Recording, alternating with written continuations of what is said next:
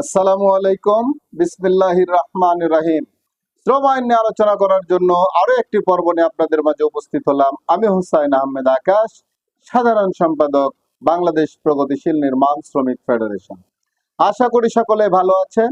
দেশ ও প্রবাসে সকল সেক্টরে সকল শ্রমিকদেরকে জানাই সংগ্রামী শুভেচ্ছা ও আন্তরিক অভিনন্দন। সংগ্রামী সাথী ও বন্ধুগণ, আজ আমরা আলোচনা করব শ্রম আইনের ধারা ৩৩৫ নিয়ে। সরল বিশ্বাসে কৃত কার্যকর্ম রক্ষণ। এই আইন বিধি প্রবিধান বা স্কিমের অধীন সরল বিশ্বাসে সম্পাদিত বা সম্পাদনের জন্য অভীষ্ট কোনো কাজের জন্য কোনো ব্যক্তি বা কর্তৃপক্ষের বিরুদ্ধে কোনো দেওয়ানি বা ফৌজদারি মামলা রুজু বা অন্য কোনো আইনি কার্যক্রম গ্রহণ করা যাইবে না। সংগ্রামী সাথী ও বন্ধুগণ, অত্যন্ত গুরুত্বপূর্ণ একটি বিষয় নিয়ে আজ আমরা আলোচনা করলাম। আশা করি সকলে বুঝতে পেরেছেন।